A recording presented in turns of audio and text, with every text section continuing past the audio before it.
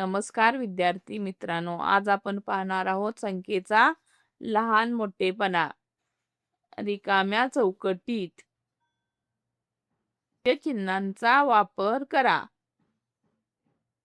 तर सुरुवातीला काय दिले पहा, 721 आणि 589 या दोन संख्या दिलेल्या आहेत. या दोन संख्येमधील कोणती संख्या लहान आहे आणि कोणती संख्या मोठी आहे हे आपल्याला ठरवायचं आहे. लहान संख्येकडे या चिन्हाचे टोक आले पाहिजे आणि याचे तोंड, या चिन्हाचे तोंड मोठ्या संख्येकडे आले पाहिजे. जे काही हे दोन चिन्ह दिलेले आहेत या ठिकाणी, ही दोन चिन्ह आहेत ना, ती या चौकटीमध्ये भरायची आहेत.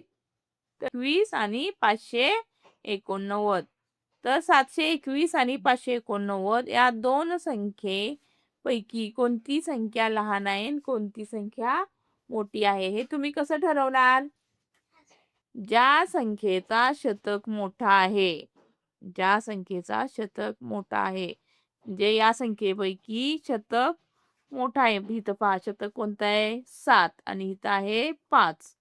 तर ही 7 आणि 5 पैकी कोणता शतक मोठा आहे हे ठरवायचं आणि मग आपण चिन्ह द्यायचं. तर 7 पेक्षा 5 ही संख्या काय आहे? लहान आहे. म्हणून आपलं कोणतं चिन्ह येईल? हे चिन्ह या ठिकाणी बसेल. कळालं का? आता या संख्येमध्ये काय झालेलं आहे पहा, शतक शतक समान झालेले आहेत. तर आता ही इथं पण 900 आहे आणि इथं पण 900 आहे. इथं संख्या समान झाली. तर पुढं काय करायचं, आपण दशक बघायचं. दशक पाहायचं, दशक कोणता मोठा आहे. तर इथं 0 आहे आणि इथं 1 लिहिलेला आहे. मग काय मोठा आहे या दोन्हीतलं? 1 पेक्षा 0 हा लहान आहे आणि 1 मोठा आहे. म्हणून चिन्ह कोणतं येईल? म्हणजे 0पेक्षा 1 हे मोठं आहे. म्हणून 901 पेक्षा 919 ही संख्या मोठी आहे. म्हणून चिन्ह येईल हे. आता इथे पहा, 150 आणि 501. 150, 501 या दोनामध्ये कोणतं चिन्ह बसेल? सांगू शकाल तुम्ही? सांगा पाहू. मोठी आहे का ही मोठी आहे?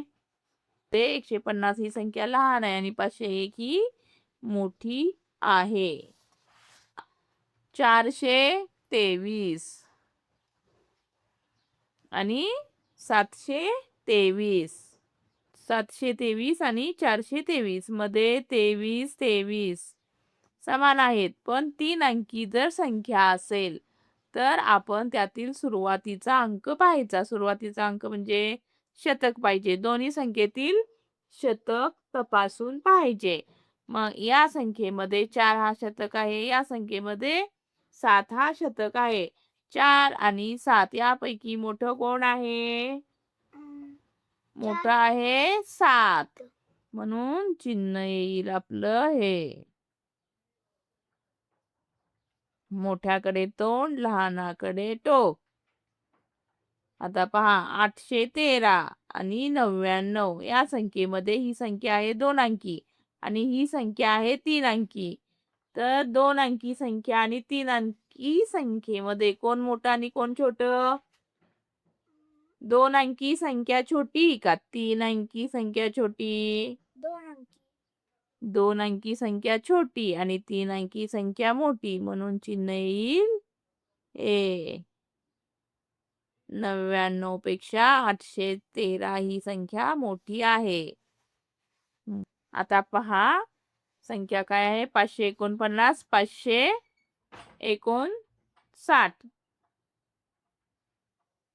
या दोन्ही पण संख्या 3 अंकी आहेत. 3 अंकी संख्येचा सुरुवातीचा शतक इथं 5 आहे, इथं 5 आहे.